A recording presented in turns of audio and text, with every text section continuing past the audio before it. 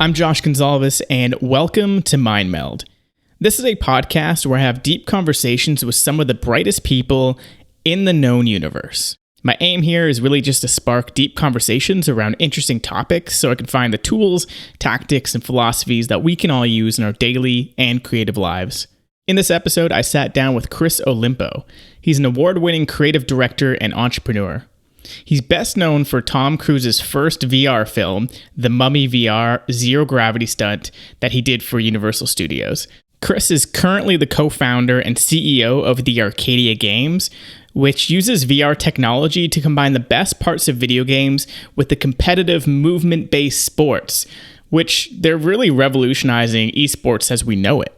Chris talks about his experience as a creative director at Fifth Wall and creating these cinematic virtual reality experiences and collaborating with Hollywood and what that's like. He talks about his journey as a creative entrepreneur, and we really talk about this vision of the future of VR and esports. Chris shared so many of his insights in this episode, so I'm so excited to share this conversation with you.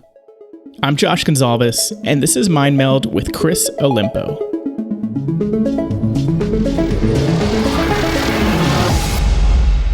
I don't know, what have you been doing to kind of keep busy? I mean, obviously working from home. So I live in my office. So that's definitely weird in a time like this because it's like a huge empty space. And I've been, going for walks. Initially, there's an adjustment period. Like I've freelanced for a long time. So I'm no stranger to working from home. But working from home under these conditions is definitely odd because I'm an introvert and an extrovert. So I'm used to being able to go out and grabbing a drink with friends or, going to walk around the old port and enjoy the sun or go to a museum or do something, right? To get your head out of the space. But when you walk outside and it's like a bit of a ghost town, you don't really get that same feeling. So I definitely go for walks, cook, and spend most of my time working. Sometimes too much time, I want to find a better way to balance that. It was nice to be able to go to the gym. I'm thinking of investing in getting, some dumbbells at home so I can at least do something. But right now it's been a lot of just working on the project and the product and getting ready for pitching it and stuff like that. That's awesome, man. So where are you guys at right now with the product? So we're pretty far, we've finished our proof of concept. We have a product that's playable in a large, we can get 4 players running around on a basketball court competing against each other. The precision, it passes the fist bump test at every location of the basketball court using the Oculus Quest. It's insane. That's amazing. So, why don't we backtrack a bit? Why don't you kind of explain a little bit about what Arcadia Games is and what you guys are trying to achieve? Arcadia, for us, it's truly the future of sports. When we've all watched movies like Tron or Ready Player One, and we're promised this sort of future of what gaming and entertainment is going to be, right? And it's so cool. It's you're inside the game. And, Arcadia is about showing the world that future is now. That's actually possible right now. The technology is there. The only missing link is truly the creativity and the business model to make it happen. And we believe we solved it. We're able to get players on a field, and we have a virtual production system that makes our games super fun, not only to play, but really fun and engaging to watch.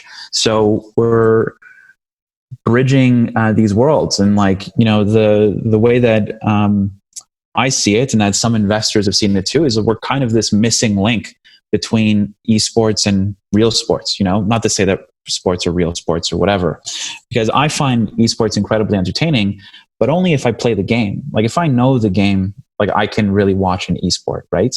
But when you look at something like soccer or football, the barrier to entry is much lower than esports, I believe. You watch football, that they're trying, that there's 2 teams and they're trying to get the ball into each other's end zones.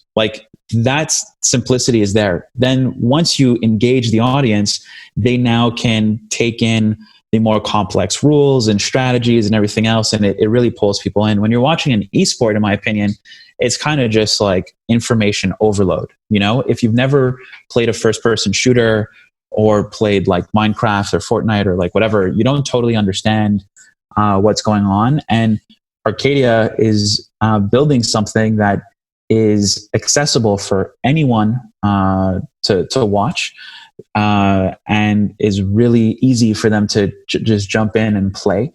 And, you know, creating a platform where the people who decide to master the games that we're making are going to have, you know, a hell of a ride and create an incredible audience experience for fans to watch in the very near future. That is amazing. That is, to me, exactly like you say. That is the future of sports. That's the future of esports and gaming. And I think the future of gaming is esports, and the future of sports is gaming. Right? It makes total sense. Yeah. Especially once you start mixing some of this like superhuman powers into it, because you're kind of explaining like, hey, you can get like basketball into VR, but like what happens when you start mixing that with like these Tron level of like, you know, just sci-fi sport games? So is it all based around sports? So you guys are kind of tackling right now? So we're mixing the two. We're avoiding shooters to start. The first game that we're launching, most of the games that we take inspiration from are classic arcade games and Olympic games. So what we like about those games is that they're, like I said, they're simple to understand, but they're very hard to master. And I think that's been sort of the missing link in the VR industry too, where people compare VR arcades to traditional arcades, but the user experience is not the same at all. You know, when you used to go to an arcade, there was a vibe in the room, and it was an audience experience as much as it was a player experience. Like, people would be huddled around the Mortal Kombat players, and like the two Mortal Kombat players that are like really button mashing and getting their combos and showing that new finisher, they have a crowd around them seeing what they're doing. And in VR, that hasn't really been the case. It's been like cloaked in mystery. So what we're doing is making sure that our initial games that they have the right mix between something that turns it into an athletic video game that makes you have to move and like run, but also includes the right mix of video game strategy, where you need to have quick reaction times. You need to understand what obstacles do what, or what things to dodge, what things to attack, and all this other stuff. So we're definitely combining the two. That's awesome. And you mentioned it is on the Quest, right? So is that the only platform you guys are targeting? So for now, we've been building our proof of concept on the Quest. I would love to continue on that platform, but we're not going to stay married to anything until we either sign a deal or a partnership with someone like Oculus, or depending on what the hardware can do. We don't want to limit ourselves. Like, we're very early stage. So right now we're at a stage where we use the Quest to prove what we can do. And, you know, if in the future we end up having to work with another headset that has simpler inside out tracking or anything, like we'll be open to that. But for now, the Quest has been fantastic. Yeah, just keeping it completely agnostic. Like, here's our software, has nothing to do with the hardware. I think the Quest is perfect right now. I mean, it is the all-in-one headset that we've been waiting for the last couple of years, right? And I was pretty shocked when it came out, when it did. I thought we would be waiting at least another year or two, but when it came out last year, I was like, wow, it's here. And when I tried it, I was like pleasantly surprised with the tracking, with the quality of the software on it. It is still a mobile processor, so you're not going to get like the highest quality graphics, obviously. So since you guys are developing right now for those mobile headsets, because I'm assuming you want it to be wireless, how have you been kind of working with the creative strategy for that, for the art style and everything? We've been kind of smart about it. You know, like I'm definitely of the opinion that it always starts with the user experience. And, you know, the assumption initially in VR was we need the highest quality graphics in order to get people immersed in the game. And, you know, I quickly felt like that was false. Like, that cable tapping on your back, because you need to connect the headset to a computer, literally feeling that object in the outside world touching you every once in a while. And it's like heavy, pulls you out of the experience time and time again. And when the Quest came out, the liberation of being able to freely move around the space and having the trust that if I'm going to hit a wall, there's a guardian system that's going to prevent me from doing that beforehand.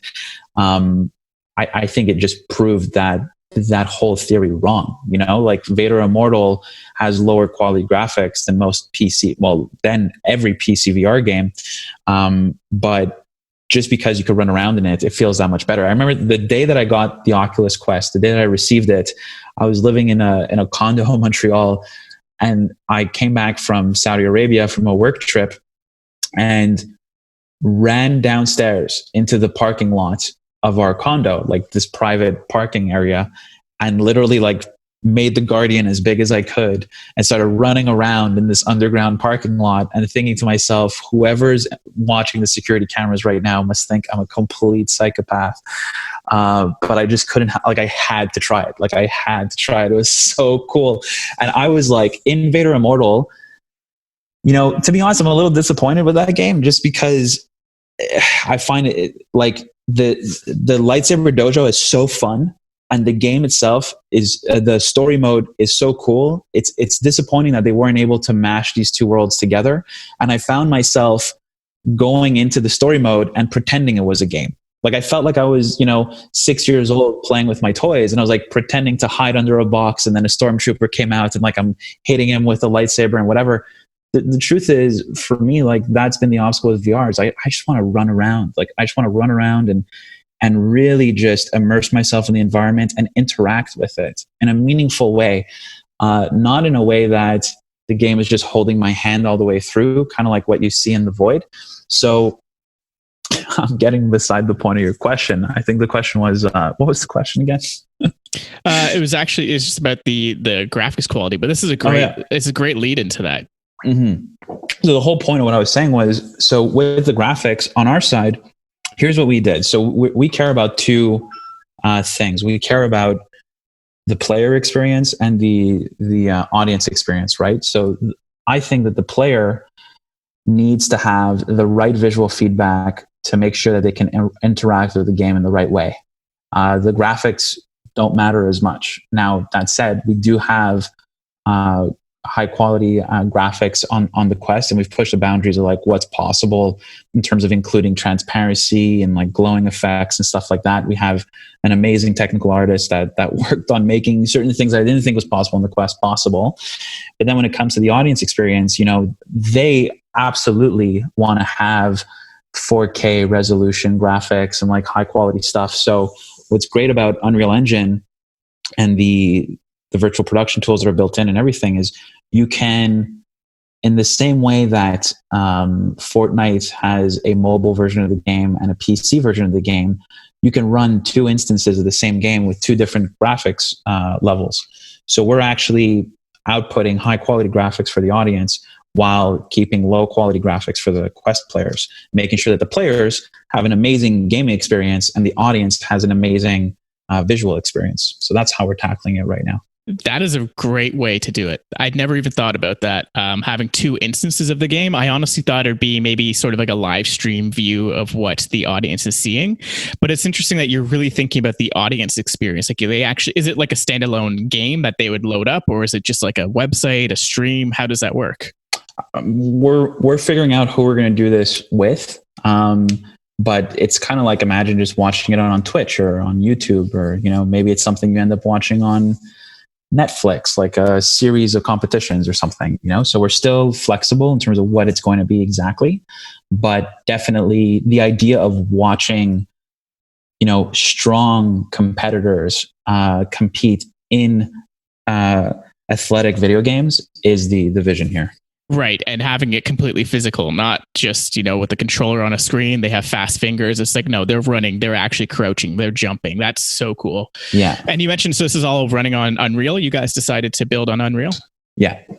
Is that because of the virtual production pipeline and the tools that they have there? Mm-hmm. And also because of that, but also because of the talent that we hired, they had a preference for it. At first we were open to both. I think you and I were talking about multiplayer VR free roam, and there was that plugin on Unity that you shared with me. Yeah. So I was very open to either engine, but it really depends on the team. Like I think if you want to build a good culture within your company, you take the time to see how your team likes to work. And in our case, they loved blueprints in Unreal, so we kind of went in that direction. That's awesome. Did you guys try Unity for a bit, and just like, did you go between the two of them? Yeah. Initially, we started with Unity and Unreal, and then as we started hiring new developers on our team, it just started. The Unreal Engine fans started trumping the Unity fans, and nice. I'm seeing definitely a huge shift from Unity to Unreal, especially with the virtual production tools. Do you know Matt Workman? On Instagram, he posts as like cinematography DB. No. This guy, I need to have this guy on the podcast. He is like some next level virtual cinematographer where he is pushing Unreal Engine to its limits with virtual production. Really? See if you can find him on Instagram there. Yeah, he has an insane home studio. I think he's like one of the only like working professional cinematographers right now because all of their productions are closed. They shut down every other production, but he's like one of the only people, maybe the only person that I know of that's actually working through this. He's doing it all virtually, remotely from his home studio in Unreal Engine. And so there's his Instagram where it's like a lot of photos of him in his studio. Is there, are the other two Instagrams where like we can see the work? Oh, here you go. I found it. I just found it. Yeah. Super cool. And then he has a program called Cinetracer, which was built in Unreal. It's basically a cinematography video game, but I think it can be more than that. It's more of like a tool for a cinematographer. Very cool. Worth checking out. But because of that, I've been like, wow, like I really want to check out Unreal. I did a lot of Unity development in the last couple of years, but I'm like, you know what? I think it's time to really jump into Unreal right now. I think it's a really good time. Yeah. Do you code yourself too? A bit. A little bit of C#. So I studied video game development in university for a bit, and I was mainly doing C++. So after about a year of that, I was like, yeah, this is not for me. I'm definitely more on the artistic side, definitely more on the creative and even business side. So I'm like, you know what? I'll leave the programming to the programmers, and I just want to be able to talk to them. I want to be able to understand their language. I want to be able to see what's possible and to be able to communicate that properly to them. So that's kind of where my thought process was on that. And I know you too, like you studied more like visual design and it was like traditional illustration that you studied. I studied illustration and design. So went to art school.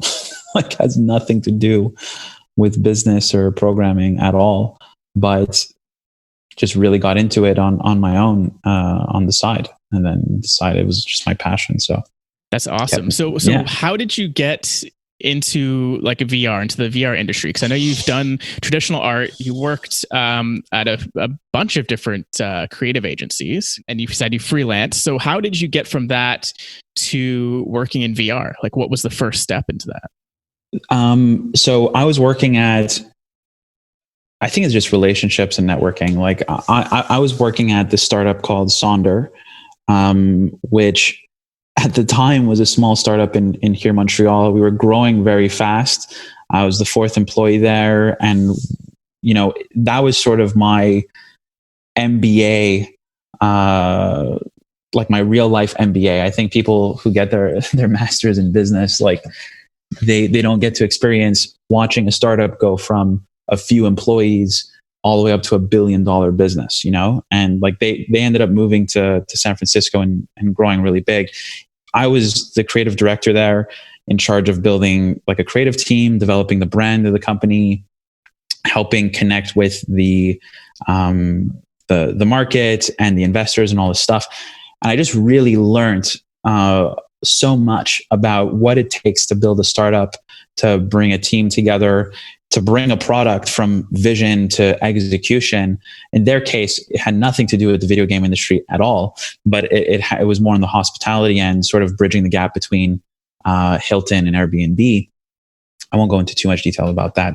But the reason why it's relevant was while I'm in the middle of doing of working with this very closely with the startup, a mentor of mine who I used to freelance for beforehand, that I actually met at this random conference at my old college, this guy Armando Gomez calls me up and says, "Hey, he met up with the old founder of another successful startup called Ask Men. And he goes, I haven't spoken to this guy in like a few years. We had coffee, and honestly, he's looking for someone. And I'm realizing that that person is supposed to be you.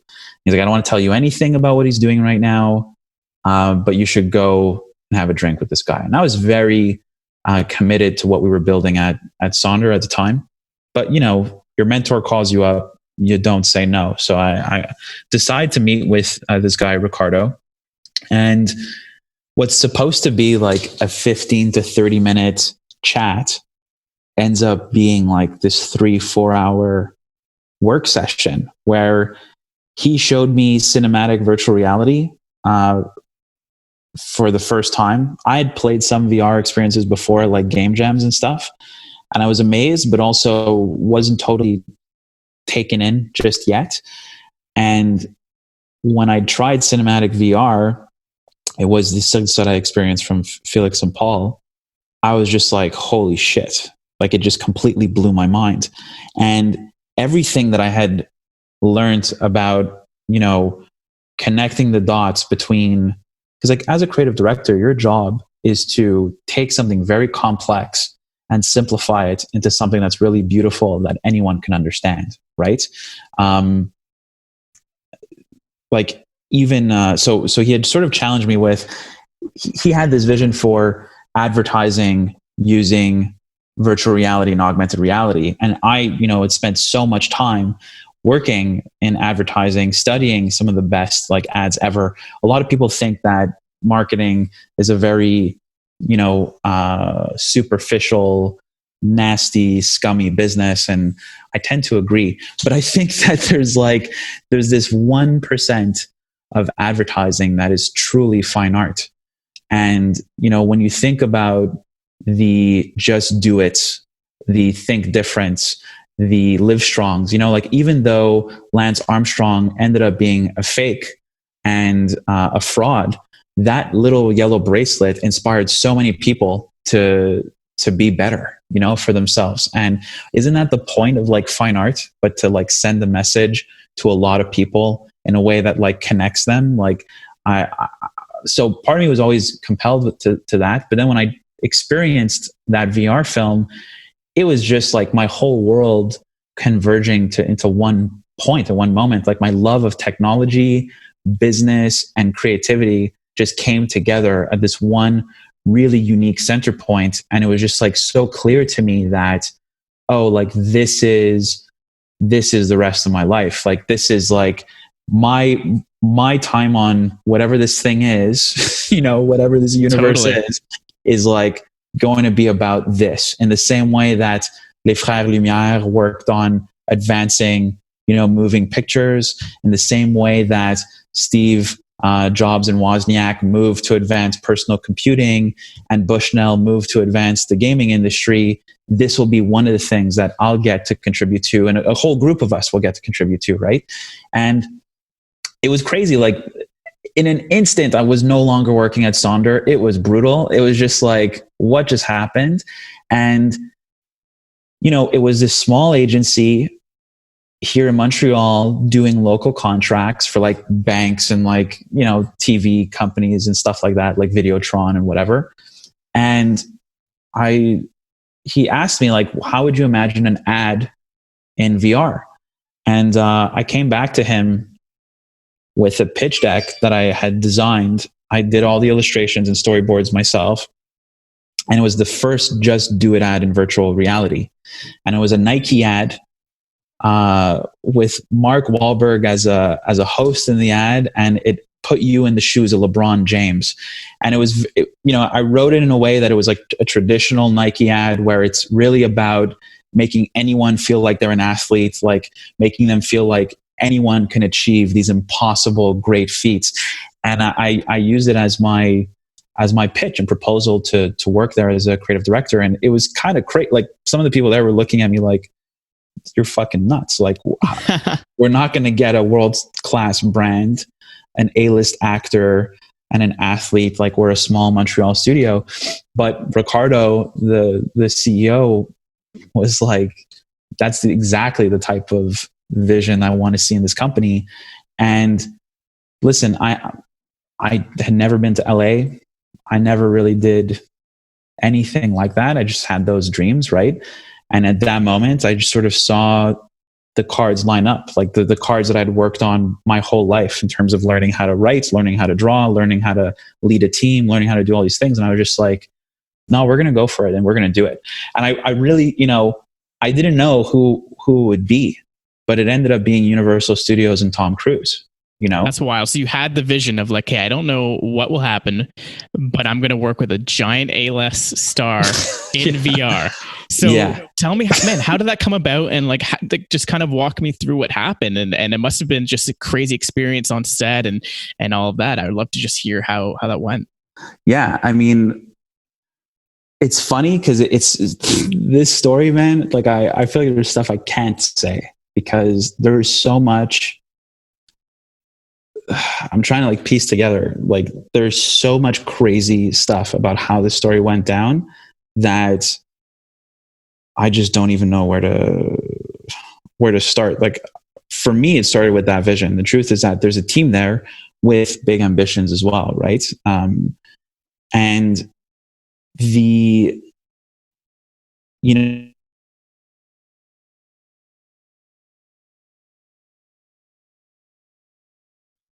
there was a few toxic hires there, which were rough, which we had to manage.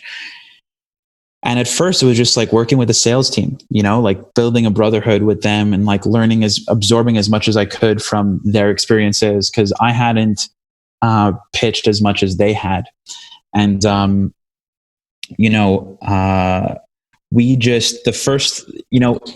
my first week there, they were in the middle of closing a deal with with an architectural company.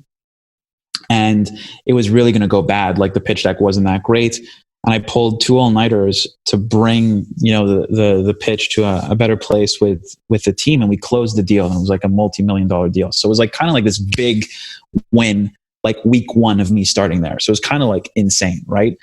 And then it was almost like too easy because then the reality sort of sank in where like we went and just did all these pitches and like grinded it out and like failed a lot, I went with my friend, well, at the time, colleague Camby to New York City and we pitched, Time Warner, True TV. We pitched at Coca-Cola and a bunch of other like companies. And the ideas were like really interesting and like really good, but we weren't closing the deals. And in fact, True TV even stole one of our ideas. Like, what was this VR prank for? Why am I forgetting their names? The 4 friends there that prank each other on that show that I love, and now I'm not remembering. But it doesn't matter. So there was a lot of just like shots on goal without actually, getting any points. And it's rough. So like, because week to week, we really believe in our ability and our creative to produce like this cutting edge level of entertainment, but nothing was really sort of connecting. And on our way back from New York City, we were driving back up to Montreal. We get a phone call saying like Universal Studios saw one of the penthouse tours that we did, which was part of the real estate pitch that we were doing. And they want to talk to us about 50 Shades Darker because they did a tour of Christian Grey's apartment. And immediately it was like, okay, like we're going all in. Like obviously not a huge fan of the 50 Shades trilogy, but you work with what you can, right? And we're under a super tight deadline, under the gun. And I didn't have time to read all the books, but you read as much as you can online. I contacted my ex-girlfriend and her friends and like all these other people that I knew read it. And, it was myself, another creative director, and one of the salesmen that we sort of worked together to put this pitch package like together.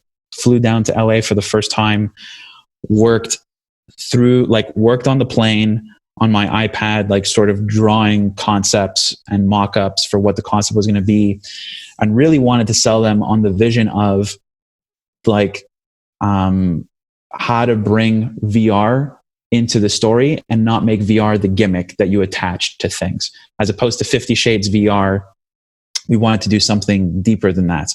And before going to Universal, they're very, executive vice presidents can be quite intense. And they were sort of like, hey, like, we're hiring you as a developer to build Christian Grey's apartment in VR. Like, that's it. Don't ask us about the script. Don't ask us about working with the talent. Like, that's not what this is about.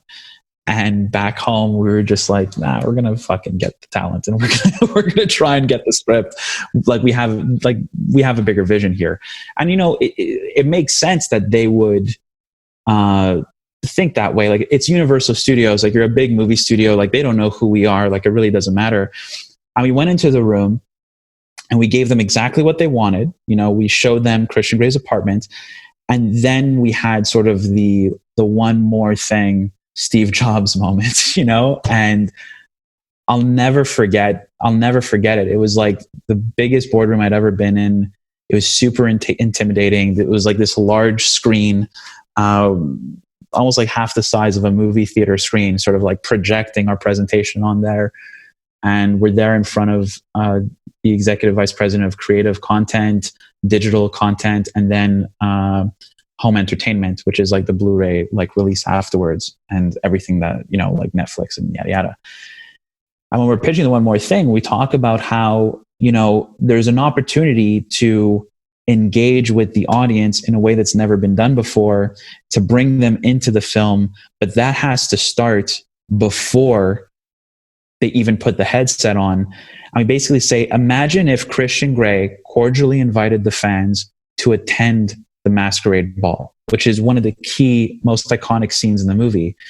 And, should they accept, should they RSVP, they could put on their mask and be a part of one of the most iconic scenes in the film. And they just love that. And,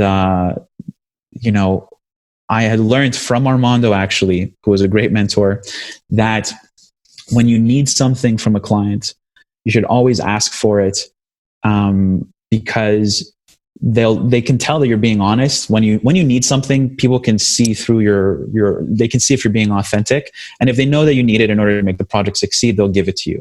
When you want something, you should never ask for it. You should always wait for it to be offered, for it to be deserved. And in the case of that pitch, that lesson helped me out tremendously, because as we were talking, I was describing the scene in where there's like an auction where Christian Grey like pays to be with Anastasia Steele. And that doesn't happen in the movie, but it happens in the book. So there was a bit of a debate between one of the clients and I, and then someone on the other side of the table basically said like, oh, well, Chris is right. That's what happens in the book, but it's not what happens in the script. And so they hadn't read the book.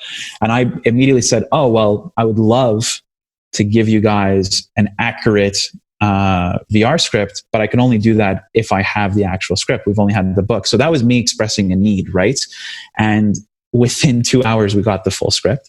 And then the conversation kept going. And then another EV, I did something subtle where our concept with the Masquerade Ball did not require any of the talent. It didn't include Christian Grey or Anastasia Steele or anyone. It was just, we're going to have people walk around this like amazing cinematic, ballroom and everything.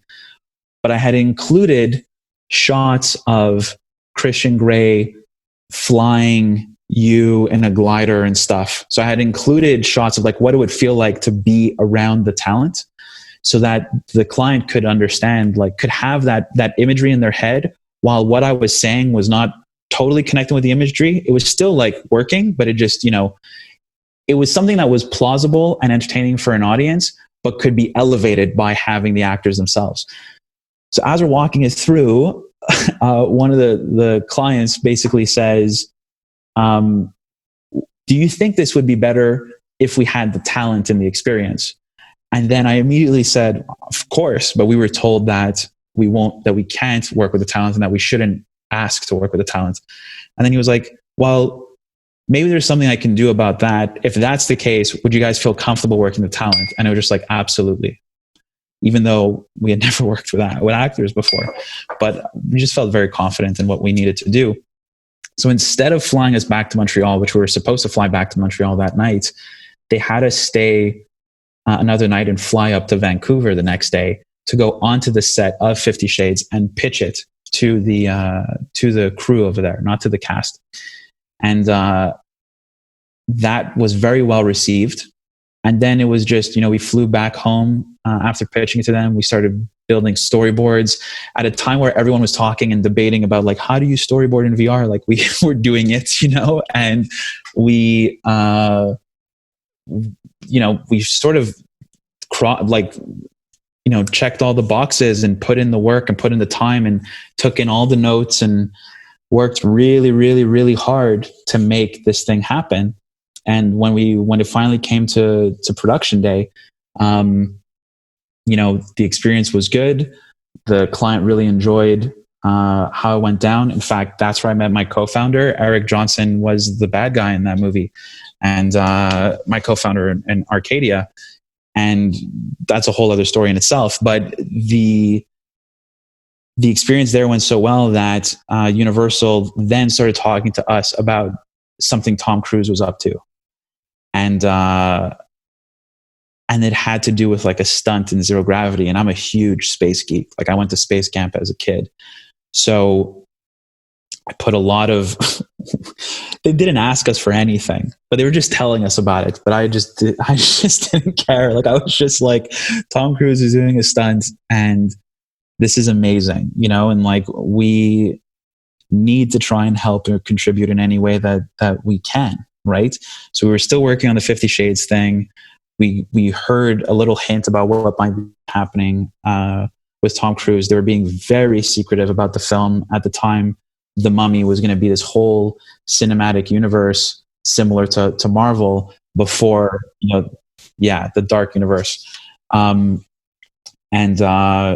It was while we were in Paris on the set of 50 Shades Freed, the third movie, that I pitched a very specific idea to that same client, Austin Barker, that allowed us to close that deal and work on that next project. I feel like I'm going on and on, so I'm not gonna keep going. But this is all part of the process, and I think it's so interesting to hear how these things kind of come about. And it's always exactly like you said, it's always pitching, having the right creative, having the right idea, and almost like incepting them. What you're basically saying, like, you have the vision, and then you're sort of like using these subtle hints where when you're pitching, you're almost kind of like, here's what we would love to do.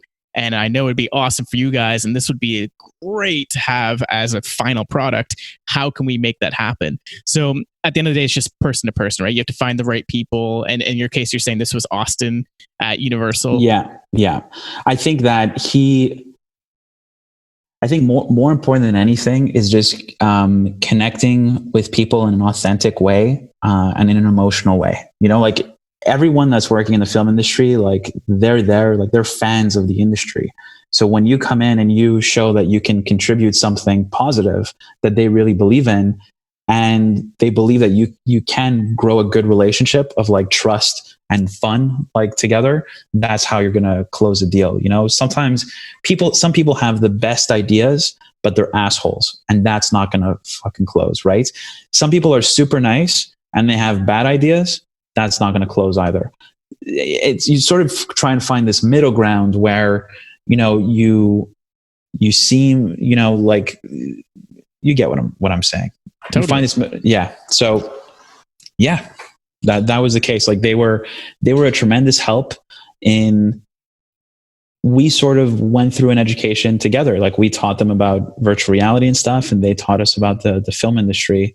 And they were very gracious, very nice. We're still, we still contact each other to this day, just like little friendly things here and there. And it was a pretty wild ride with them. And then it just continued after that. That's amazing. So once you guys that was closed, the start. Yeah, that's the start of it. Cause like it was all through Universal, right? So it's like they had more projects. And just also backtrack, this was all cinematic VR, right? So this was all 360 stereoscopic film. Yeah. So 360 stereoscopic. Christian Gray's apartment, however, was web and mobile with some VR. this was all from like an agency standpoint. So you guys came at it from like a creative agency. Yeah. Kind of like you wanted to work on a bunch of different projects, and it seemed like you guys started out with like real estate. Was it kind of just like, let's just try to get anything we can, let's just pitch here, there, everywhere? Or was it like, hey, we have a specific niche that we want to hit, we want to do cinematic VR for like the Universals of the world and these big film studios? Well, so it wasn't my agency.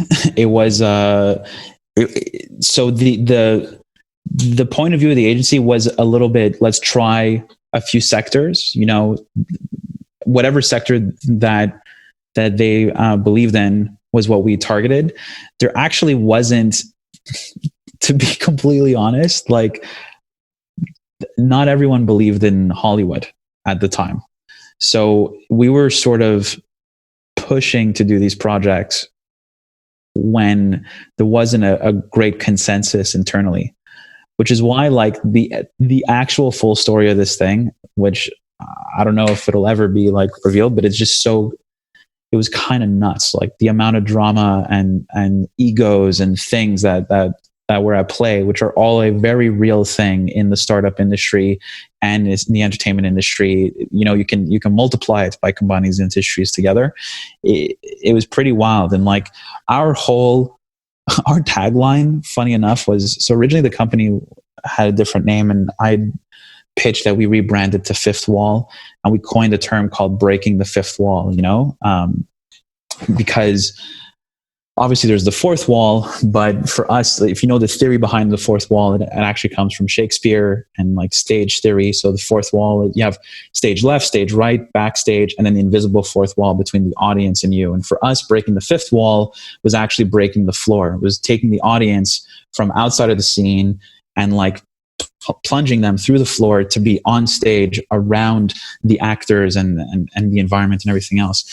So the term we coined called breaking the fifth wall was what we used to close deals. And when I look back at what happened at that company, like the chapter of that story should be called breaking the fifth wall, because we broke that company. There was a lot of stress, I guess, of like, you're just putting everything at it. It's like a startup, technology startup, plus like the film industry and then advertising. Like, it's just like a hot mess of like the craziest of the craziest industries. Yeah. But it came down to, I was not, you know, I don't want to say too much because I was the creative director there. I was in charge of, you know, pitching projects, leading projects, building teams and doing stuff like that.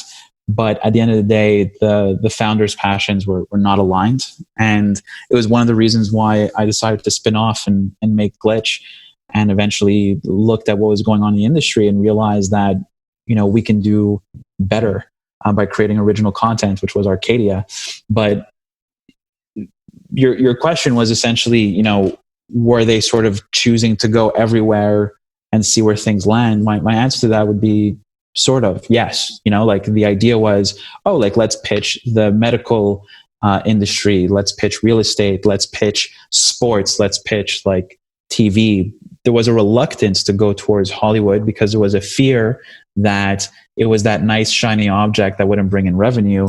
I was of the opinion that it was the nice shiny object that was actually bringing in revenue for a specific window of time, and that whatever company could close these deals and deliver a quality product would have a brand that is much stronger than any other, you know, studio, so that when you were to go and do a real estate contract afterwards, you can command a higher budget for your project, which stood to be true in my opinion. But yeah, so at first it was tackle everything, a strategy that I kind of disagree with, to be honest, but that's how we did it at the time. So when you spun off Glitch, what was your kind of remedy to that? What was your thought process of kind of flipping that on its head, and what was the correct way to do it? This is just an opinion-based thing, right? So for me, it was more when I founded Glitch, it was truly about focus. You know, it was about taking a little time to discover what's out there, making sure that we can close the deal to continue, you know, having the runway to build like cool products and stuff. But more than anything, like I knew that I wanted to build a product, like an original thing. And in fact, Eric, who I met on the set of 50 Shades Darker, and we had been tinkering on a few script ideas and a few like product ideas for quite some time. And we weren't sure which one would stick, but we had ideas for like AR apps and VR films and stuff like that. And while I was building Glitch, we had closed a deal with a Saudi Arabian client in Dubai, and we were working on a few other things. In fact, one of my old bosses, one of the founders of Sonder, was kind enough to make an angel investment in the company, which allowed us to build our runway. And we had a few little goals, like a few personal goals. Like one of them was, let's get an app featured on the App Store. Like everyone says, it's really hard to do. Like, let's get on the front page of the App Store. And in 3 weeks, we built Santa's AR Workshop, and we got featured on the front page of the App Store worldwide for like 4 weeks, for a month around the holidays. Big lesson there was never make a themed application, but it was cool. Like we just proved that like we can do high quality stuff and it can get recognized. Right. And, sort of in this short discovery phase, I was invited to NBC Universal to give a talk to like the producers over there. I was invited by Don Olmsted, who's the president of UCP, Universal Cable Productions. And the talk was on the future of media. So we talked about some of the theories, what we're doing and stuff like that. And while I was there,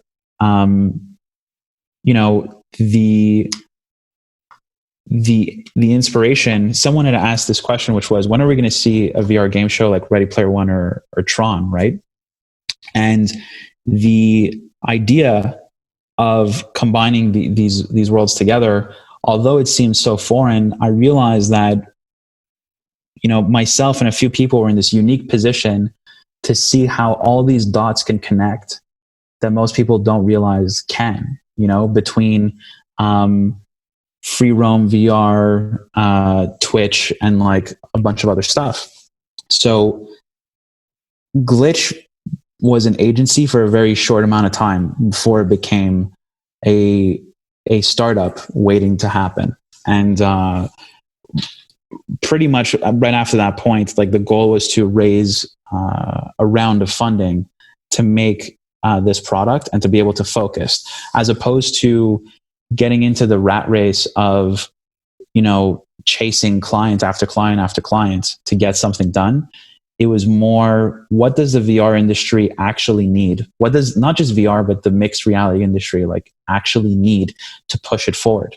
And when I was looking back at some of the projects that, I was fortunate enough to contribute to and to be a part of, I realized like cinematic VR kind of looked a lot like WALL-E, like a lot of people sitting down, just like wearing these headsets and having the opportunity to make something a little more. And it's funny because like we were thinking about this 2 years ago, and now I'm reading articles with like Chris Milk coming to the same realization because he just launched that new Oculus Quest app, Supernatural. Supernatural. Yeah. And it's funny because it's cool to see that everyone contributing to like a super cool thing that we're a part of is sort of having the same realization and trying to have some social responsibility throughout the whole thing. So to answer your question, to me, I don't know the right way to run an agency. To me, the right way to run anything is to stay true to what you're passionate about and to stay focused, and to build yourself, to set up the game in a way that allows you and your team to focus on what you actually believe in. And at agencies, it can be quite difficult when you're chasing clients. But if you get the right type of people who are ready to hustle and deliver things on time and on quality, you can build something amazing. In our case, like we love doing that too.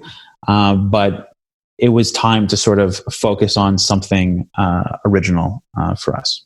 Totally. So this kind of came to realization when you're like, hey, cinematic VR maybe isn't the thing that we're super passionate about.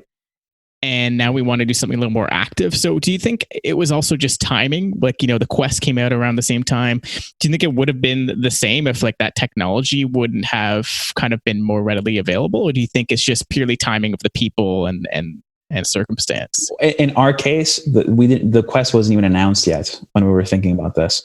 So in our case, we were getting ready to raise a multi-million-dollar round to get an OptiTrack system to make this all work. And in fact, our first Arcadia prototype used backpack PCs. Like we got a partnership with HP and got a deal on like the Omens, and like we were getting ready. We were just looking at the Void and the other like big players in free roam VR, and we were just looking at it from a different angle. Like, how do we make this a competitive game as opposed to just a theme park experience, right? Like you go to the Void, you only do it once, in my opinion. Like you might do it twice if you want to show it to someone else, but there's no reason to go back. And I think what they're doing is incredible. I sort of see the Void as like the Felix and Paul of free roam virtual reality, where they have like this high quality, lush like experience that is like at the top of what you can visually do. But I personally I think that they can do better in terms of the interaction, like the interactive experience itself. So I wouldn't say that I'm not passionate of cinematic VR. I actually find cinematic VR to be super, super, super cool. I just think that it's not, I just think we could do more. Yeah, it's just not what the world needs right now, what the VR industry needs. I mean, I totally agree, because as you know, I'm super big on the whole cinematic VR thing. And even to this day, like, I don't know if you just caught any of the Tribeca 360 Cinema content. No, I haven't seen it. Yeah, I think it was on until yesterday. It was like a week long. Obviously, just due to COVID-19, Tribeca Film Festival was postponed, canceled, whatever. So they posted a lot of that content online, and to my surprise, they posted all of the 360 Cinema content on Oculus TV. And there was some really good experience on there. Like, it's like, to me, I thought, how many people are even making cinematic VR anymore? Like, is there even a market for that? Do people care anymore? Do people really care about this 360 experiences when we have the Quest, when we could play Beat Saber and Pistol Whip and all this stuff? And to my surprise, there's still a lot of great content, a lot of great documentary content, which makes total sense for cinematic VR. But then there was awesome, like, just completely wild artistic experiences. I know you studied art, so I don't know if you're familiar with Goya's painting Saturn devouring his son. Yes. It's a super dark piece. So there's a piece that was on the Tribeca Film Festival, and it's called Saturnism. And you go inside of that painting, and not only do you watch it close up of, Saturn devouring a sun, but then he starts devouring you. And I've never been so scared from like an artistic piece in my life. And I know like what the original art is, like, very well. Studied that in high school, and to me, watching that and going inside of that, I'm like, this is not just going inside of Van Gogh's painting. This is something totally different. Like, they really made it cinematic. It's super dark, super cinematic, and it was just wild. But I don't think even during this quarantine, I probably thought I would be in VR all the time. Unfortunately, wasn't the case. But I think I experienced VR for the most time, like in like one sitting, watching the cinematic experience. Mm-hmm. I mean, again, like you said, it's almost that WALL-E future where we're just kind of sitting down and we have the headset on. Well, this is what I want to talk about too, because I find this is where I think you and I can connect a lot of dots here. But it's funny because the assumptions in virtual reality don't match the user behavior, in my opinion. So like, and I learned this when we made Santa's AR Workshop, actually, because we made this super fun augmented reality game that actually had it wasn't just a tech demo. Like, it was an arcade game where you could get a high score. And like, essentially the game plays out like this. Santa, it's the classic story, right? Like, Christmas is tomorrow. He hasn't finished. Well, Christmas is on the 25th. he's behind his deadline in terms of toy making. So he allows volunteers to work from home. So you can you can set up your workbench at home, and there's a conveyor belt that shows you the toys, and and you need to sort of put the toys together in this 3D AR puzzle. And when you finish a Barbie doll or a car or a robot, the gift sort of magically closes and then poof, pops into the North Pole, right? And it's this fun little game. And we were thinking to ourselves, play Santa's Workshop anywhere because it's in your pocket. You can, sort of play this AR game anywhere you want. And that's a lie. And I just realized that actually augmented reality, you can't play it everywhere because you can't play it in the dark, right? We had users contact, because there's quite a few downloads. We had users contacting us, actually my investor contacted me and said, I'm trying to play it and I can't play. I'm like, where are you playing? He's like, I'm playing in the car right now. I'm in an Uber. I'm like, well, obviously it doesn't work in an Uber, right? And I started thinking oh shit, mobile games work anywhere. You can just turn off your brain and it seems like a dumb thing to say because obviously mobile games work anywhere. But myself as an AR, producer, creator, I was just consumed by this idea that unlike VR, where not many people have headsets, a lot of people have phones, so you could potentially play these games anywhere. And I realized these games are actually limiting. Even though they're super fun and they're a very unique and super cool experience, there's a larger barrier to entry than most games. How do you solve that? And I started thinking about that with VR as well. When do people actually want to play VR, right? So at the end of your workday, it takes a bit more willpower to put on a VR headset and play Beat Saber or any other game like Space Pirate Trainer or whatever, right? There's something active about it. That you're going to be standing and moving around and potentially breaking a bit of a sweat. It's not like sitting down and playing Call of Duty like Warzone, which is a bit mindless and you're just moving your thumbs a bit. It takes a bit more energy. And that was one of the realizations around Arcadia 2, which was how do you line up the user behavior with the content? And it's and it's funny because when we're talking to investors, it started changing the conversation entirely, where it's funny because so people would ask is it too expensive to come into the game or whatever? I'm like, well, anyone starting a new sport needs to buy equipment. So if you're going to play, hockey, for example, the equipment is pretty expensive. That stick and the gear is pretty expensive. But, if you buy an Oculus Quest, it's comparable to the barrier to entry to any other sport, right? Where are they going to play? How are they going to play in a large space? I'm like, well, it works on a basketball court. So people come together and they can play on a basketball court, right? So we sort of solve that problem too. And funny enough, I imagine people. So we were having play tests every week at Dawson College, and the students came in ready and amped to play these games because they know they're going to play for an hour to 2 hours. And that's it. It's kind of like going to the gym or going to practice a game, right? And then you walk away. So that user behavior connects way more with this. In the same way that, in my opinion, cinematic VR is not totally working. It's something we tried to solve with the Mummy VR and Go Positron, right? Because we were responsible for the first VR theater, shared experience where you have 20 to 30 people sort of watching the same thing at the same time. It's not true because when you go to a movie theater, my memories of going to a movie theater is a very social experience, and when you're young, you go with your family. So you're watching the movie with your mom or your godmother, your brothers, sisters, whatever.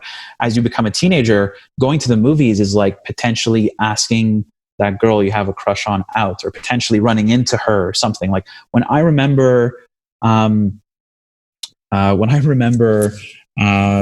Tarantino's Inglourious Bastards, I do not remember the movie as much as I remember sitting next to this girl I had a huge crush on, and both of us, her holding my hand when Brad Pitt is carving the swastika out of, Christoph Waltz's head. Her holding my hand was everything, so that social experience is missing in my opinion. And that's why we were compelled with making a multiplayer VR experience that I think is lacking. So it's funny. There's all of these nuanced human behaviors that can tell us a lot about what and why we need to build things a certain way.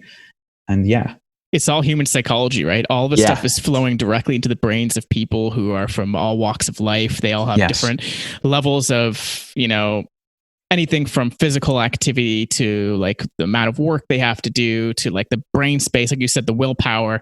It's like a battery. Like depending on how hard you work that day, you can only have 10% left. I just want to like watch some TV and go to bed. Like, no, I do feel like playing Call of Duty with my friends, or like, fuck, I just want to keep working. Let's just keep going.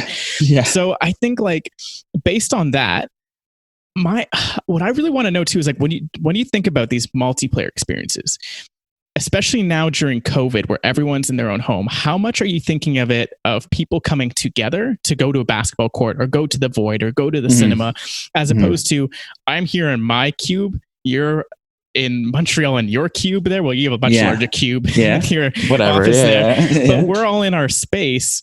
Yeah. And now we can connect. Now we are in the same, virtual space, but we're in totally opposite physical spaces. So how much do you guys think of that? Like, is that something that's on your mind with multiplayer? Yeah, it's definitely something we think about, like the at-home experience. Like I think for it to be entertaining for an audience, it should be played in an arena. Obviously, with COVID, there's limits to what you can do there. Luckily enough, we have a player guardian system that can ensure that players stay, a certain distance apart from each other. So there is that's really interesting. I never thought about that, especially if it is physical, right? You don't want to. How big is that? Is it 6 feet? Is it the same as COVID social distancing? I mean, it's whatever we want it to be. So we can make it 6 feet. The truth is that we've welcomed tackling in our games because I think that's part of what sports are. But there is a player guardian that shows you like there's a player. We've had to include a player guardian actually because of the field of view of the headset. Because the field of view of the headset isn't as large as your human view. So people, we've had very brave testers bump into each other at times. And we watch the replay and it's like the field of view did not show the person. So the guardian is actually there to make sure that if someone is on your right, where in your periphery, that they're there and you can quickly take a glance and like spot where they are and make sure that you're not tackling each other or anything like that. But the players actually do sometimes interfere with each other and just like push and like do whatever needs to happen, which is fucking cool. Like it's so fun to watch that, right? And so we do think about the at-home experience. We didn't put a priority on it because we felt like that isn't the innovation the industry needs. Rec Room is doing that really well, and I think other games are VR Chat is doing that well too. I'm also of the opinion that it can be a little nauseating. I don't know if you've played. Like my tolerance in VR is pretty high as a content creator, but play Rec Room for half an hour, and you can get there sometimes. And what's funny is, to me, the thing that causes nausea is sort of the same example that's used when you're sort of trying to read a book in a car. It's like you're reading a book, you're focusing on this page in front of you, but your mind knows that you're moving like really fast in this other car. So it sort of creates this balance in your equilibrium. And when you're playing VR at home, it's like you're moving really fast in this virtual space, but you're stationary at home. In Arcadia, that never happens because every movement you're doing in the real world with your body translates in the virtual space. So as fast as you run in the real world, it's as fast as you run in the virtual one. So we're working on multiplayer, on a multiplayer version of our stuff that's playable from home. But we feel like when we do that, it's just delivering what's already in the industry right now, as opposed to delivering a new thing that's required. So totally. Yeah. I've had that experience so many times with, I think it was like Dead and Buried 2. It happened last where I had to throw off the headset halfway through a game. I was like, okay, I cannot go back in for a couple hours now. And it just ruins the experience. It really truly does. So I think that's a really smart way to go about it. Just keep it physically based, keep the physicality based in there. But I think that's super interesting. So do you guys kind of see this being sort of like, like a league system where people would sign up through a league, or is it just purely like, hey, pick up games if your friends have it, get a headset, bring it into your local like YMCA or whatever? Mm-hmm. Like, how do you guys see that happening? Will you guys build like these physical locations for people to come? Like, what will that look like? So I sort of see it as, we do see it as a league. We see it as a mix between both. You know, we want it to be accessible, but we also want it to be, we're starting with a player base here in Montreal. It's a bit of an underground movement, to be honest. Like, those who know, and they invite their friends, and like, it's been growing that way organically. And the plan is to bring it to Toronto and to bring it to, you know, across Canada and stuff like that. And then we're thinking of starting with colleges, actually, you know, and eventually you can totally imagine there being an Arcadia sort of stadium or thing like that. But our focus is truly on the broadcast experience. Like, what's it going to be like for an audience to watch this, as opposed to trying to build something in the VR arcade market, especially now. Like, I mean, I can't imagine. That was our opinion before, and now this happened, and that was definitely the nail in the coffin for that one. I can't not imagine, even when things go back to normal with COVID, people working the desire or trust to put on a headset that someone else wore before. No, not a chance. Yeah.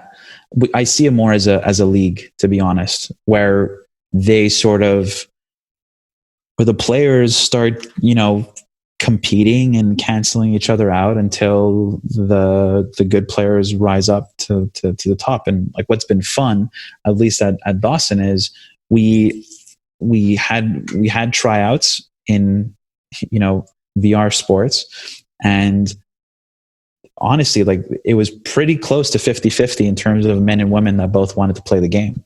And most people would assume that even when we pitched 50 Shades Darker, that question did come up. Should Universal be investing money in virtual reality, where the assumption was that it might be a male dominated platform, right? And what was cool was that they were like, yeah, it is worth, you know, putting our money in it. Like, let's see what happens, you know? And the response from women was huge. Like, they loved it, right? So it was really cool to get to make something that wasn't following the status quo of like, it's VR, guys love it. It's only for the Asian market. So let's get like dragons, guns, and like this, the end, right? It was like, no, like, let's do something that's made for the female audience, like in this space. And when it came to Arcadia, it was kind of cool to, in the act of inventing a new sport, you don't actually have to follow any of the rules or traditions of older sports. So it's like, let's just have the men and women compete against each other and like see what happens, you know? And whoever's the best, like, that's it. Like, there's no, that's you know, cool. That's awesome. Yeah. So there's obviously going to be a point tracking system, team-based stuff, tournaments, like, you name it, right? It just Exactly. seems like it's just going to be a whole platform for that. And then you guys can start creating and inventing new sports, because why the hell not? Yeah. And then, and inventing new sports is going to be the exciting part, where, you know, we're in the middle of raising a round very soon. Like, we're putting our pitch material together, and we're going to be going to investors. And the goal is to keep building the platform. We experimented with full body tracking. We got something working. We'd love to get that working in real time. Full body tracking with the Oculus Quest, which is kind of nuts, right? And, you know, when we raise this round, the next goal is going to be hiring, and we're going to want to hire some very talented, highly inspired people who want to help us build the future of sports and gaming. And, you know, anyone that has an idea in terms of like what type of sport they can bring to this platform is going to be the exact type of person to want to do it. Like, that's the most exciting part. Like, knowing that, like, I remember watching Batman Beyond, and like, they played some crazy arena sport in there, and it's like, I remember that. I remember that. So, dude, yes. Batman Beyond was the best Batman, though. Like, yes. 100%. It actually kind of looks like Echo Arena. Yeah, exactly. In a way. Exactly. with the discs and stuff. I'm sure they got incepted. The 90s printed on them, man. They got it, and that's how they came up with Echo Arena. Yeah. So definitely there will be more games and more stuff. Yeah, kind of like the Olympic Games for video games. That's awesome. And I obviously it's open to anyone, right? You don't want it to just be like people who are professionals. I mean, obviously there's going to be people who want to watch professionals, just like, Fortnite, people want to watch the best of the best. Yeah. But I think that's awesome that like anyone can play it. Yeah. But then the real thing where I think it becomes accessible, so to say, because everyone's saying, there's not that many people in VR right now. Not everyone has headsets. Well, that doesn't matter. What about all the people with phones, with laptops that can watch this stuff and have it look really high quality? So I think that one of the biggest innovations you guys had is that concurrent to like the multi versions of the same game running, where you have like, different refresh rates, different quality of graphics. That is super innovative. That's really, really cool. Thanks, man. And I think what we want to do is like the goal. My personal mission was to bring immersive media to the masses, getting to work with a world-class studio, an A-list actor, putting something out there where you have 400 people a day watching, being inside a stunt with Tom Cruise was like one push towards that direction. And now with Arcadia, it's like, what can we do to lay the groundwork to really build this audience over time? And like, soccer or football, it's generations upon generations of people watching this thing on TV. And every time a kid watches, the Super Bowl, a new Super Bowl star is born. You know what I mean? Like they aspire, there's something out there that they can aspire to reach, and it's not just fame and fortune. It's like, it's a love of the game and a love of the competition and everything else. And like, what do? They ask their mom or dad for like a ball. They play, games with their friends.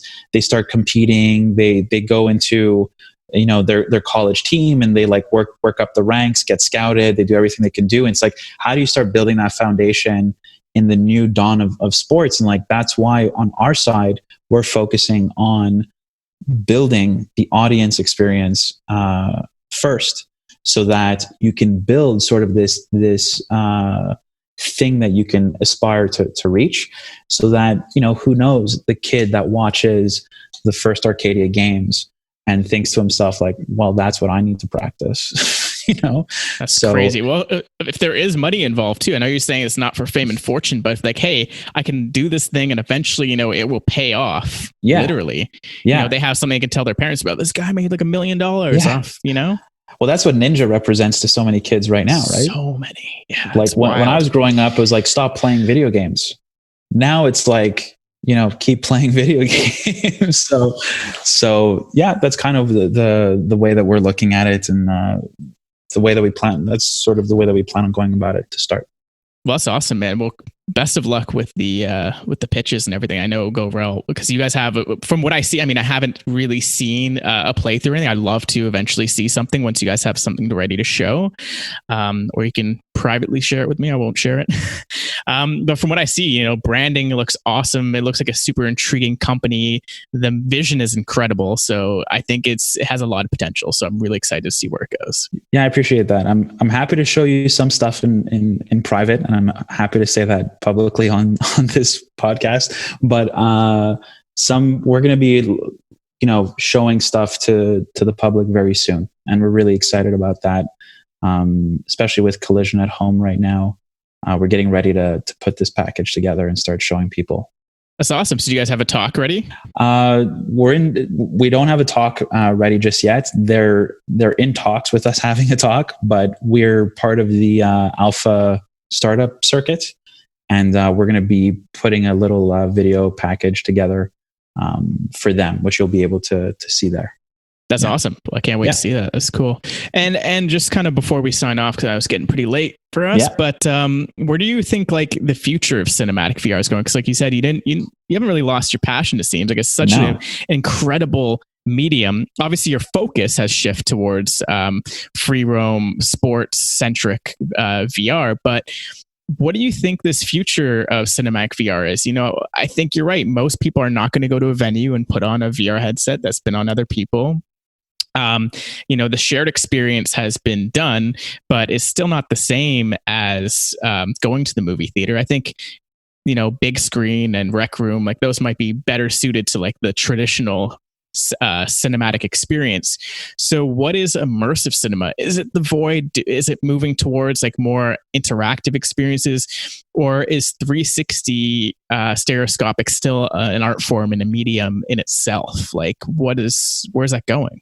I'm just going to blurt out what I think, and it's just an opinion, but I think it's the convergence of all those things. I don't think anyone has it right or wrong. I think the void, everyone's doing some stuff really well, but then they're making either another mistake that's like crippling the potential for that business to scale. If you look at how movie theaters worked in the past, there's even interviews with Steven Spielberg that talks about this. Movie theaters really worked in the past because the access to the technology was so far. You couldn't watch moving pictures at home in the 20s, right? So it really became this like social gathering that you'd go to with your, friends and loved ones and whatever, to go and watch this movie. And it was a very posh experience at the time. And then it became something that we had in our childhoods, like in the 90s and the early 2000s and stuff like that. What I think the future of cinematic VR is this blending between interactive media and storytelling. I actually imagine that movie theaters will become obsolete and they will be reconfigured to be sort of like this half VR arcade, half cinematic venue, kind of like what you're seeing with like 2-Bit Circus. But I imagine that they're just going to have to be larger. And I think that this will happen with sort of, I'm just going to say everything I'm thinking, and it could be wrong, and I just don't even care. But I think Apple will have a huge influence on it. I do really believe they're building augmented reality glasses. My thought on the type of augmented reality glasses that they're going to build, I don't think it's like Magic Leap. I don't think it's like HoloLens. I actually believe it's more like a VR goggle that you put on that has a pass-through camera that shows the real world through it. The reason why I think that's the case is because Apple purchased a company named VRVana, which was founded here in Montreal. And the first time I tried VRVana's product, VRVana used a DK2 with a pass-through camera to do augmented reality experiences, wearing a VR headset. And the first time I put that on, it blew my mind. There were so many people that were skeptical about this company. I had tried their tech 2 or 3 years before the acquisition. I think it might have been 2 years. And I was just obsessed with the lack of latency between the camera and like my hand touching things. And they were still using target images to do the AR stuff at the time, but you could like control remote control car with an Xbox controller and stuff. But when Apple bought that company, it just made complete sense to me that like I was arguing with people that was the best AR experience I ever had. And people were like, the HoloLens is the best thing. It's like, but you can never match reality because things in reality are not transparent. And when you project things on glass, unless you could find a way to make it opaque, you know what I mean? I just don't see it like totally working. Anyways, so what I envision the future being is like, if a company comes up with a ubiquitous product, a smaller product that you could put on your face, or whether it, whatever, put on your face or not have to put on your face or whatever, you will go to a location where there is exclusive content. And maybe it's only, you go to this like theater arena thing and you pay for your entry to admission to experience like the new game or the new movie that, Miyamoto or whoever like made.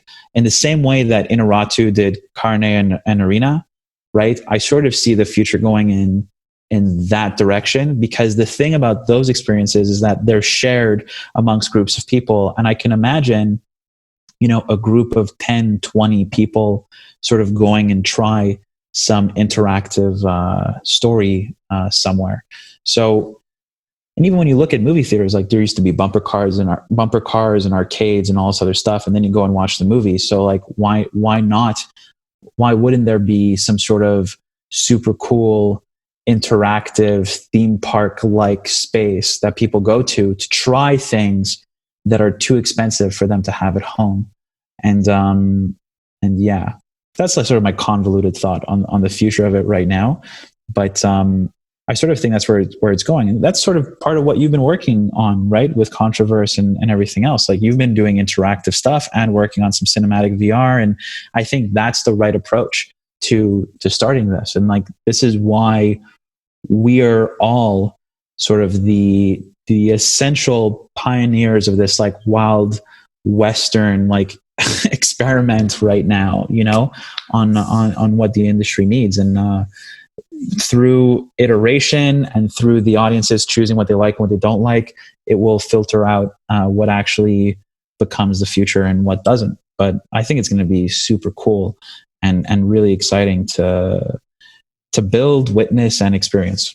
Oh man, I can't agree more. It's a wild time. It truly is. Even what's available to me right now on my fucking desk, because I have a Quest right here. Yeah. Like, just what's available just on this.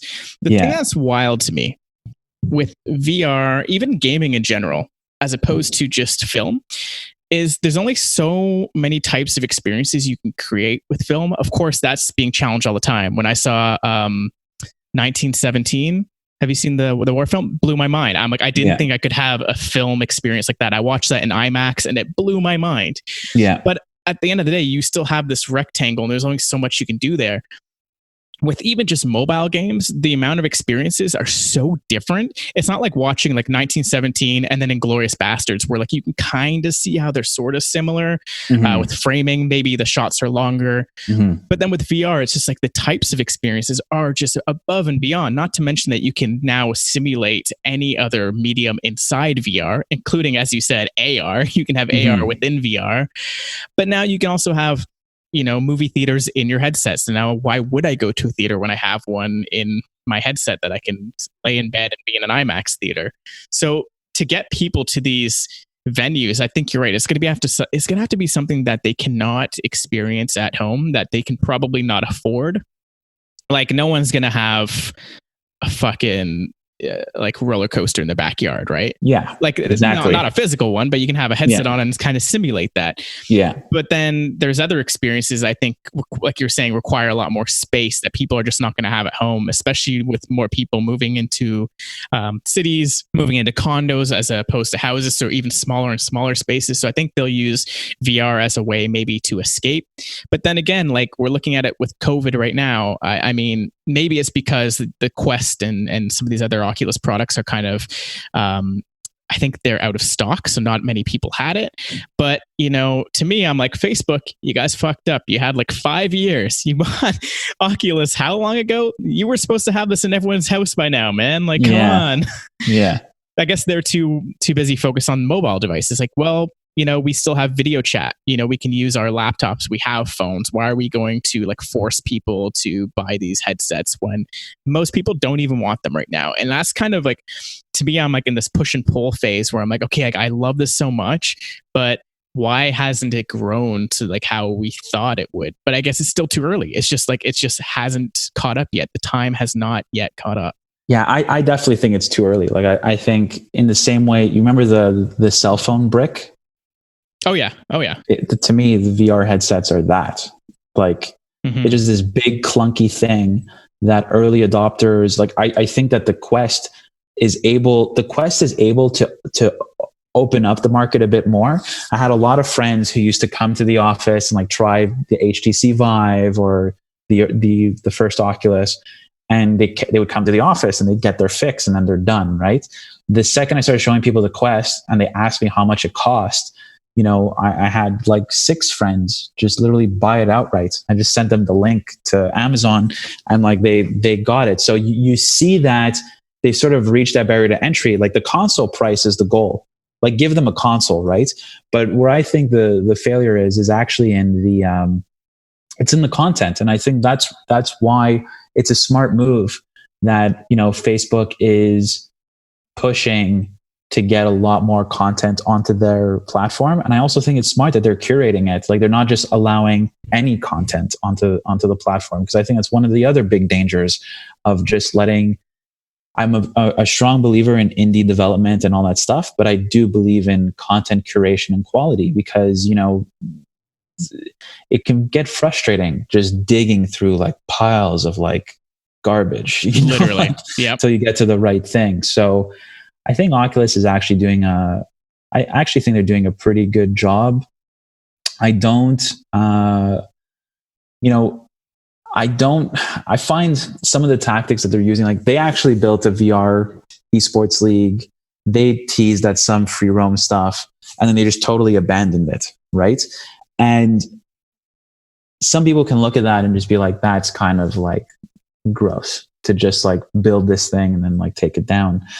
But then when you look at it from a business point of view, you can learn a lot from what the bigger companies are doing. And not only can you learn a lot from what they're doing, it tells you a lot about the metrics that they have, but it also it allows you to spot like they can't do it because they're big. But, you know, us as smaller companies, sometimes we can do something.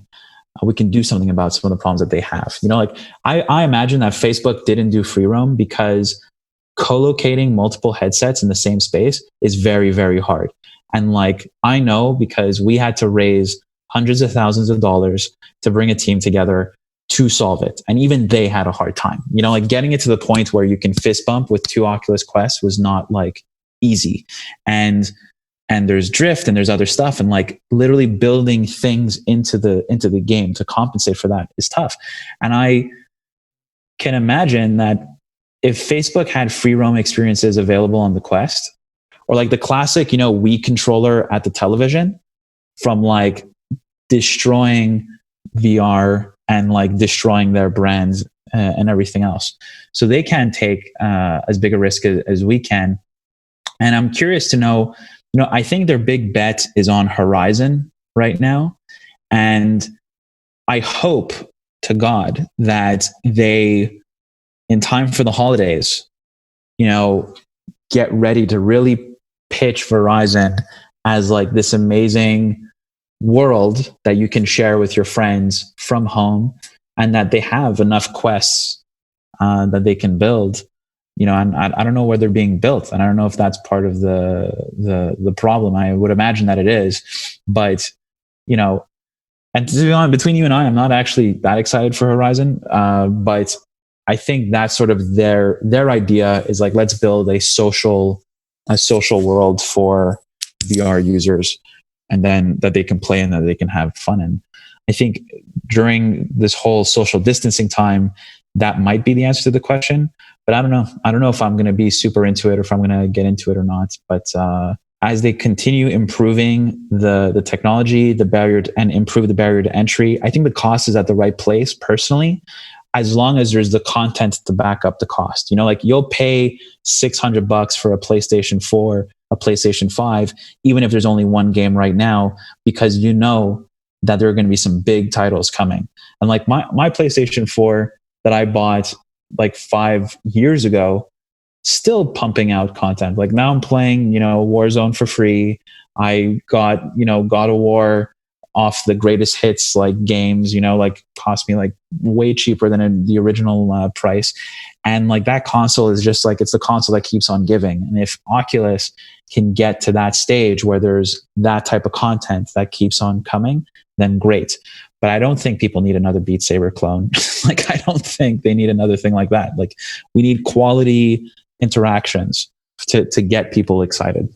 Yeah, I totally agree. And just to bring up that last part of the Beat Saber clone, like that's basically what Supernatural is. I don't know if you tried it yet. I haven't tried it yet. I'm going to actually try it tomorrow. But what's really interesting to me is that's one of the first experiences that I know of that has like an external subscription to it. So it's not just like a one-time purchase. You buy the app, like you're paying $20 a month to have access to this service. They can keep pumping out new content. And I'm pretty sure there's even like, Personal trainers? Yeah, they have personal trainers too, but I'm Yeah. pretty sure like the environments and everything change. So I think the personal trainers is pretty cool, but it's not real time, right? It's not like they're jumping in with you. It's like pre-recorded. Yeah, I think, I don't know. I don't like that business model at all, personally. I think they're just like fitting a square peg into a round hole, and they're just saying like subscriptions are great and like fitness is great and Beat Saber is great. Let's like just mash it all together. And I'm just like, I don't think the VR market works that way just yet. I think the masses work that way, but I'm not sure. I think people are used to subscribing to a gym membership. Maybe it'll convert. Like I'm not totally sure, but I know I wouldn't personally pay for that. Right. Yeah. The market will tell. The market will tell all. Because it's interesting for me as like, content creator too. I'm always in VR. I haven't found that thing that keeps getting me to come back yet. Have you found an app or an experience or game that gets you to want to come back into VR? At first it was Space Pirate Trainer for me, because it was a well balanced arcade style shooter, kind of like Galaga. Like I love Galaga, but it had boss battles, and like to me, like that felt great. And then Vader Immortal was one. Specifically the lightsaber dojo kept me coming back in, and also there's the Underpresents. Like I'm constantly playing everything, but in terms of a game that brings me back, it has to be an arcade style game. So like definitely. Well, Super Hot was one of them. Then Space Pirate Trainer had a longer shelf life because Super Hot, there's an end to it, right? So Space Pirate Trainer, you could constantly go back for your high score. And after that, obviously like Pistol Whip. The thing about Pistol Whip is my team is so good at it that and there's so much work to do that I could not find the but it's that's part of the fun too. When you have like some friends that play the same game, it makes you competitive with each other, right? So Super Hot and Lightsaber Dojo from Vader Immortal definitely brought me back into VR. Yeah. That's cool. It's interesting that it's not these social experiences. Like, do you have like a large friend list, Oculus, or like in any of the social apps? Yeah. So the social app that I'll play the most is actually Poker. Poker Stars? Nice. Yeah, Poker Stars. Yeah. I find that they really like, I wish I could gamble real money in there, because then I'd really be in there all the time. But just everything they did, like the ability to like just, grab someone grabs a cigar and you can pull out a lighter and light their cigar and like do all this stuff and like shoot the cards when you aren't happy with the result. Like it's kind of crazy and wacky and like super fun. So that is actually where I go more than VR chat or anything else. That's kind of the one that I'll go to for social stuff. That's awesome. Yeah. It's cool, man. Well, I think it's a good time to wrap up here. It's getting a little late. I don't want to keep you, but man, this was an amazing chat. I'm really excited to see where things go with Arcadia, and I just can't wait to see how that evolves, especially like, everything that you're innovating on, like the business model, the technology, the content. So it's going to be really cool to see how this all coalesces and how it all breaks out for you guys. Cool. Thank you so much, Josh. And it's always fun running into you or talking to you. And hopefully, when all this changes, we get to hang out in Toronto sometime soon and totally, man. And chat. Yeah. Yep. We'll do a physical non-distance, hopefully within 2 feet of each other, and we can actually hang out, grab a drink, and keep talking about the future. Yeah. Sounds good, man. Thanks for taking the time and having me on your podcast. Thanks so much, Chris.